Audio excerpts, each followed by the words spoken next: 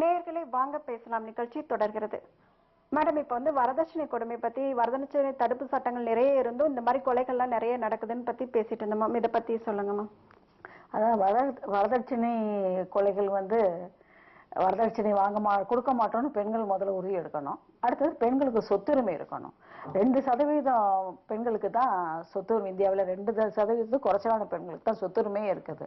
அதனால சொத்துரிமை property rights, அதாவது சொத்துரிமை அவங்களுக்கு கிடைச்சிட்டுனா வச்சுக்கோங்க, அடுத்த ஆட்டோமேட்டிக்காக அவங்களுக்கு வரதட்சணைங்கிறதுல இருந்து கொடுமையிலேருந்து ஒரு விலக்கு நிச்சயமாக கிடைக்கும். அடுத்தது எஜுகேஷன், இதெல்லாம் எஜுகேஷன் அண்ட் எம்பவர்மெண்ட், வேலை வாய்ப்பு. அவங்கள்ட்ட வங்கி அக்கௌண்ட் இருந்தது, அவங்களுக்கு பணம் இருந்தது, வருமானம் வர்றதுக்கு சாத்தியம் இருந்தது அப்படின்னு சொன்னால் சொத்தும் இதோ ரெண்டும் இருந்ததுன்னா வரதட்சணை கேட்பது குறையா இருக்கும். இப்பவுமே நீங்க சமுதாயத்துல பாத்தீங்கன்னா குறைஞ்சிருச்சு. ஆனா இந்த குளோபலைசேஷன் ஏரால என்ன ஆச்சுன்னா ஒரு சார் மக்கள் ரொம்ப பணக்காரங்கள் ஆயிட்டாங்க. பணக்காரனா பணம் என்ன கொடுக்கறது அப்படின்னு பார்த்தா அவங்க ஏற்கனவே இப்ப இருக்கிறது ஒரு குழந்தை 2 குழந்தை இருக்கு, நல்ல எக்கச்சக்கமா கொடுக்குறாங்க. கார் கொடுக்குறாங்க. காரை இது ஷோகேஸ் மாதிரி நிப்பாட்டி வைக்கிறது வாசல்ல, கல்யாண வீட்டு கல்யாண மண்டபத்துல, இதெல்லாம் ஃபேஷனா இருக்கு. சில சமுதாயங்கள்ல இன்னைக்கு இத்தனை புடவை, இத்தனை அம்மியா, ஆட்டோ எல்லாம் யூஸ் பண்றாங்களோ இல்லையா, கிரைண்டர் மிக்சி எல்லாம் வரிசையா கல்யாண மண்டபத்துல அடுக்கி வைக்கிறாங்க. புடவைகள்ல இருந்து எல்லாத்தையும் பாத்திரங்கள்ல இருந்து அடுக்கி வைக்கிறாங்க. இதெல்லாம் மக்கள் மாத்திக்கணும். பொண்ணுக்கு தேவையானது என்ன? பாதுகாப்புக்கு தேவை, அவளுக்கு கல்வி வேணும், பணம் வேணும், வங்கி அக்கௌண்ட் வேணும். ஆகிய இந்த மாதிரி பொருட்களாக நிறைப்பதனால் அந்த பொண்ணுக்கு இது கிடையாது. ஆனா இதே ஒரு சம்பிரதாயமாக நம்முடைய சமூகம் ஏன் இன்னும் பார்க்கிறது? அந்த நகை போடுறதே ஒரு தேவையில்லாத ஒண்ணு. இன்னைக்கு நாட்டோட அந்நிய செலவாணி எப்படி பாதிக்கப்படுதுன்னா தங்கம் இறக்குமதியில தான் பாதிக்கப்படுது. அதுக்காக நிறைய பெட்ரோலுக்கு ஒரு சமயம் கொடுக்குறோம், பணம் கொடுக்குறோம். அதே சமயத்துல தங்கம் இறக்குமதிக்கும் நிறைய கொடுக்குறோம். தங்கத்துக்கு மேல வரியை ஏத்திட்டே போனாலும் அதுல 10 ரூபா குறைஞ்சா கூட நம்ம கோல்டு பீப்புள்லாம் கூப்பிட்டு கொடுத்துப்பாங்க. 10 ரூபா குறைஞ்சிருச்சு, 50 ரூபா குறைஞ்சிருச்சு, இந்த டிஸ்கவுண்ட் போட்டிருக்கோம், இந்த சீட்டு போட்டிருக்கோம் அப்படின்னு சொல்லிட்டு இப்ப நகைக்கடையெல்லாம் நிறைய நகைக்கடை ஆயிடுச்சு. கொஞ்ச நாள் பாத்தீங்கன்னா நிறைய நகைக்கடைகள் ஆயிடுச்சு. நிறைய நகை விற்பனையும் அதிகமாக ஆகியிருக்கிறது. அது அட்சய திருதி, அந்த தள்ளுபடி, இந்த தள்ளுபடின்னு சொல்லிட்டு அந்த விற்பனை இன்னும் ஜாஸ்தியா இருக்கு. இந்த நகை அணியும் பழக்கம் நம்ம இந்திய பெண்களுக்கு, அதுவும் நீங்க பாத்தீங்கன்னா நார்த் இந்தியாலாம் நகையை ஒரு பார் இது மாதிரி வச்சிருக்காங்க சில இடங்கள்ல. ஆனா நார்மலா அவங்க நகையை போட்டு வெளியே வரவும் முடியாது. ஆனா வெளியே நகையை போடுறது இல்லை. நம்ம ஊர்ல தான் சாதாரணமா ஒரு 20,000 நகையாவது போட்டுட்டு தான் சாதாரணமா பெண்கள் வெளியே நடமாட்டிக்கிட்டு இருக்காங்க. இதையெல்லாம் மாற்றம், இதெல்லாம் மாற்றினா ஆட்டோமேட்டிக்கா இந்த நகை மேல் உள்ள முகம் கொஞ்சம் குறைஞ்சிடும். அதே சமயத்துல இந்த பெண்ணுக்கு ஈக்குவலா இப்போ ஐடில வேலை பார்க்கறாங்க, ஒரு டீச்சரா வேலை பார்க்கறாங்க, ஒரு எந்த வேலை பார்த்தாலும் பொண்ணும் ஆணுக்கு ஈக்குவலா சம்பாதிக்கும் பொழுது ஆட்டோமேட்டிக்கா அந்த பெண்களிடம் எதிர்பார்ப்பு தன்மை. இப்பெல்லாம் எல்லா பையனும் என்ன பண்றாங்கன்னா வரதட்சணையை கூட ரொம்ப பாக்குறதில்ல. நல்லா சம்பாதிக்குமா, இது இன்னும் 25 வருஷம் சர்வீஸ் இருக்கா, ஆட்டோமேட்டிக்கா அந்த பொண்ணை கெட்டிக்கலாம் அப்படிங்கிற மாதிரி தான் பாக்குறாங்க. அதே சமயத்துல சொத்துரிமை கொடுத்துட்டா முன்ன எல்லாம் பாத்தீங்கன்னா சொத்து யாரிடம் இருக்கிறது என்று பார்த்தா இந்த ஹையர் கேட்டகரி பீப்புள்ல, இந்த சின்ன மக்கள் கூட, சாதாரண மக்கள் கூட 1 ஏக்கர் 2 ஏக்கர் இருக்கும். மத்திய தர மக்களோ ஏழை மக்களோ 2 ஏக்கர் இருந்தா கூட அதை வித்து பொண்ணுக்கு நகை போட்டு ஆடம்பரமா கல்யாணம் பண்ணுவாங்களே தவிர அதை அந்த பொண்ணுக்கு பேருக்கு எழுதி வைக்க மாட்டாங்க. இனிமேல் இதையெல்லாம் மாற்றி அமைத்தால் ஆட்டோமேட்டிக்கா வரதட்சணைகளும் குறையும். வரதட்சணை கொடுமைகளும், நகைகளுக்காக பெண்கள் பாலியல் பலாத்காரம் செய்யப்படுறாங்கிறதும் நீங்க சொல்ல, அதாவது நகையை எடுத்துட்டு பாலியல் பலாத்காரம் பண்ணிட்டு பொண்ணு போட்டுட்டு போயிடுவான். அந்த பொண்ணு எந்திரிச்சா சொல்லிடுவேன்னு சொல்லிட்டு பொண்ணு போட்டுட்டு போயிடுவான். இந்த நகைக்காகவும் அவங்க அணிந்திருக்கும் நகைக்காக இருக்கிறது. அடுத்தது பெண் என்றால் இப்ப நீங்க பாத்தீங்கன்னா அந்த எல்டி இதுல ஓஎம்ஆர் ரோட்ல ஒரு பொண்ணு காணாம போச்சு, அப்புறம் இறந்து கிடந்தது. எங்க பாத்தீங்கன்னா அந்த வளாகத்துக்குள்ளேயே ஒரு இருட்டான பகுதியில பாலியல் பலாத்காரம் பண்ணி கொல்லப்பட்டது. இது அந்த பொண்ணோட தனிமை பயன்படுத்தி கொண்டு இந்த பசங்க தங்கி இருக்காங்க, வெளியே மாநிலங்கள்ல தங்கி இருக்க பசங்க. அவங்களுக்கு எங்க ஒரு கலாச்சாரத்துல அவங்களுக்கு கல்யாணம் ஆகாத பசங்க இல்லாட்டியும் பெண்களை பொண்டாட்டி அங்க விட்டு வந்திருப்பாங்க.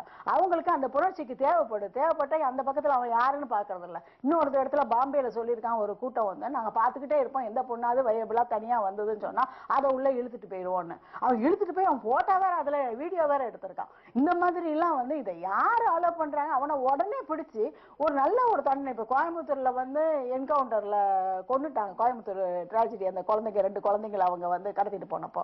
அதே மாதிரி ஒரு சட்டுன்னு ஒரு இது கிடைச்சதுனாதான் நம்ம மக்களும் அதுக்கு மாறுவாங்க. கடுமையான தண்டனைகள் கொடுத்தா இந்த மாதிரியான கடுமையான தண்டனைகள், உடனடி தண்டனை. நீங்க ஒரு 2 வருஷத்துக்குள்ள தண்டனை கொடுத்தா அதை என்ன தண்டனை அவனுக்கு கிடைச்சதுன்னு பத்திரிகை வாயிலா தெரியப்படுத்தணும், மீடியா வாயிலா தெரியப்படுத்தணும். இன்னைக்கு இந்த பொண்ணை கற்பழிச்சாங்க ஒன்னா அப்ப இப்ப எல்லாம் ஈஸியா இருக்கும் போலுக்குன்னு மத்தவங்களும் நினைச்சுக்குவாங்க. ஆகினா அவங்களுக்கு கிடைக்கக்கூடிய தண்டனையை நமக்கு வெளிப்படுத்த வேண்டும். அது மீடியா வாயில இந்த நிகழ்ச்சிக்கு இவ்வளவு தண்டனை கிடைச்சது, அவன் இன்னைக்கு ஜெயில தான் இருக்கான், அவன் வாழ்க்கை எப்படி போச்சுங்கிறத தெரியப்படுத்தணும். இதை ஏன் தெரியப்படுத்துறது இல்லைங்கிறத நான் நினைக்கிறேன். மேடம் சொன்னாங்க மேம், இப்ப வந்து வேலைக்கு போற பெண்கள் வந்து இந்த மாதிரி நடந்திருக்கு. அப்ப வேலைக்கு போற பெண்களுக்கு வந்து பாதுகாப்புங்கிறது என்பது இல்லையா? பாதுகாப்பு கேள்விக்குறியாய் உள்ளதா? அதாவது வேலைக்கு போற பெண்களுக்கு வெளியில நடக்கிறது இல்ல, அவங்க பெரும்பாலும் இந்த பேருந்துகளில் பயணம் செய்யறப்ப வந்து அவங்க வந்து இந்த மாதிரி பலாத்காரத்துக்கு. பேருந்துல மட்டும் இல்லம்மா, நீங்க இப்ப வந்து பணியிடங்களில் பாலியல் வன்முறை தடுப்பு சட்டம் ஒண்ணு வந்திருக்கு. லாஸ்ட் இயர் அதை வந்து இது பண்ணியிருக்காங்க. எல்லா கம்பெனிகள்லயும் புகார் கமிட்டிகள், விசாகா கமிட்டி அமைக்கணும் அப்படிங்கிறது கவர்மெண்ட் வந்து கம்பல்சரியா வந்து கொண்டு வந்திருக்காங்க. அப்ப வேலைக்கு போற இடத்துல உள்ளுக்குள்ளேயும் வந்து அந்த பெண்களுக்கு பாதுகாப்பு கொண்டு வர வேண்டியிருக்கு. நீங்க வந்து இப்ப இந்த வரதட்சணை கொடுமையை பத்தி பேசுனீங்க, சட்டங்கள் நிறைய இருக்குன்னு. சமீபத்துல உச்ச நீதிமன்றம் வந்து ஒரு ஆணை பிறப்பிச்ச உத்தரவு, அதாவது 498A பிரிவு அப்படிங்கிறது வரதட்சணை கொடுமை மட்டுமல்ல, குடும்பத்துக்குள்ள வந்து பெண்களுக்கு எதிரான நடக்கக்கூடிய வன்முறைகளை தடுப்பதற்கான ஒரு அற்புதமான சட்டம் அது. பெண்களை மனது நோக கூட பேசக்கூடாது, அவங்கள வந்து ஊன் பண்ற மாதிரி பேசி அவங்க மன சங்கடப்படக்கூடாதுங்கிறது உள்பட அந்த சட்டத்தினுடைய குடும்ப வன்முறை தடுப்பு சட்டம் வந்து வழிகாட்டியிருக்கு, பெண்களை எப்படி வந்து ஹேண்டில் பண்ணணும் அப்படிங்கிறதுக்கான. ஆனா சமீபத்துல உச்ச நீதிமன்றம் அந்த தீர்ப்புல என்ன சொல்லியிருக்காங்கன்னா, அதாவது கடந்த சில ஆண்டுகள்ல மட்டும் கிட்டத்தட்ட ஒரு 49,000 வழக்குகள் ஃபால்ஸ் கம்ப்ளைண்ட். ஆனா பல லட்சம் வந்து வரதட்சணை கொடுமையால பாதிக்கப்பட்டிருக்காங்க, கொலை செய்யப்பட்டிருக்காங்க. அது லேக்ஸ் கணக்குல போகுது. 49,000 வழக்குகள் வந்து ஃபால்ஸ் கம்ப்ளைண்ட்ங்கிற காரணத்தினால ஆண்கள் இந்த சட்டத்தால அதிகமாக பழி வாங்கப்படுறாங்க. அதனால போலீஸ் இப்ப ரெஸ்ட்ரிக்ட் பண்ணிருக்காங்க. இந்த மாதிரி வரதட்சணை கொடுமைன்னு சொல்லி யாராவது கம்ப்ளைண்ட் கொடுத்தா கைது பண்ணக்கூடாது, அவங்க வீட்டுல இருக்கிறவங்களை கூப்பிட்டு இது பண்ணக்கூடாது, நீ ப்ராப்பரா விசாரணை பண்ணி அதுல உண்மை இருக்கு அப்படிங்கறத நீ கோர்ட்டுக்கு அறிக்கையா கொடுத்து, கோர்ட்ல வந்து நீதிபதி அந்த அறிக்கையை படிச்சுட்டு திருப்தி அடைந்து அவர் வந்து கைது செய்யலாம உத்தரவு போட்டா அதுக்கப்புறம் தான் பண்ணணும் அப்படின்னு இப்ப வந்து ஒரு உத்தரவு கொடுத்துருக்காங்க. ஏற்கனவே கொடுமைகள் தாங்க முடியல, உண்மை அதுதான். அதாவது பெண்கள் வந்து ஃபால்ஸ் கம்ப்ளைண்ட் கொடுக்குறாங்கன்னா கொடுக்குறாங்க, இல்லைன்னு நம்ம சொல்ல முடியாது 2%. ஆனா 98% உண்மையா நடக்கக்கூடிய சம்பவங்கள். அப்ப நீங்க வந்து ஒரு பகுதியினர் வந்து பாதிக்கப்படுறாங்கிற காரணத்தை சொல்லி இப்ப அந்த சட்டத்தை இப்ப நீர்த்து போகக்கூடிய அளவிற்கு இன்னைக்கு சுப்ரீம் கோர்ட் செய்திருக்குன்னு சொன்னா, அப்ப இந்த குற்றங்கள் மேலும் மேலும் நடக்குமா நடக்காதா, அதிகமாகாதா? இன்னைக்கு அதை வந்து இப்ப ஜனநாயக மாதர் சங்கமா என்ன கேட்கணும்னா, இப்ப போட்ட உத்தரவை தயவு செய்து பரிசீலனை பண்ணுங்க, குற்றங்கள் அதிகமாயிடும், ஏற்கனவே தாங்க முடியல, இது லைசன்ஸ் கொடுத்த மாதிரி இருக்கு அப்படிங்கறத இப்ப நாங்க சொல்லிட்டு இருக்கோம். அது வந்து மறுபரிசீலனை பண்ணுங்க, இது சரியான நியாயம் வழங்கினதா ஆகாது பாதிக்கப்பட்ட பெண்களை. இப்போ வந்து 2011-12 வந்து ஒரு மாநில அறிக்கை வந்து புள்ளி விவரப்படி சொல்றாங்கம்மா, மேற்கு வங்கத்துல வந்து 30,000 இந்த மாதிரி பேர் பாலியல் பலாத்காரம் பண்ணியிருக்காங்க. அது இல்லாம வந்து குஜராத்ல வந்து 9,500 பேர், மத்திய பிரதேசத்துல 3,500 பேர்னு சொல்லியிருக்காங்க. இந்த மாதிரி வழக்குகள் வந்து கிட்டத்தட்ட 24,000 வழக்குகள் வந்து பாலியல் வழக்குகள் வந்து பதிவாயிருக்கு. ஆனா அதுக்கு தண்டனைன்னு வழங்குறப்ப பார்த்தா 4,000 வழக்குகள் மட்டும்தான் தண்டனை கொடுத்திருக்காங்க. அப்ப ஆட்சியோட நிர்வாக திறமையின்மை காரணம்னு சொல்றீங்களா? தண்டனை இது சரிவர ஆக்ஷன் எடுக்காததுதான் ரீசனா மேம்? இல்ல, அதாவது இப்ப பொதுவா வந்து போலீஸுடைய அணுகுமுறை எப்படி இருக்குன்னா, த்ரூ அவுட் இந்தியாவே நம்ம பார்க்க வேண்டியிருக்கு. ஒரு பெண் வந்து பாலியல் ரீதியா பாதிக்கப்பட்டா உடனடியா அந்த பொண்ணு வந்து போய் கம்ப்ளைண்ட் கொடுக்கணும், உடனடியா மெடிக்கல் செக்அப்க்கு அனுப்பணும், உடனடியா அதை பண்ணணும். ஆனா பெரும்பாலும் இந்த மாதிரியான வழக்குகள்ல வேணும்னே ஒரு 10 நாள் தள்ளி போட்டுட்டு அதுக்கப்புறம் மருத்துவ சிகிச்சைக்கு அனுப்பும்போது அங்க எவிடன்ஸ் இல்லாம போயிடுது.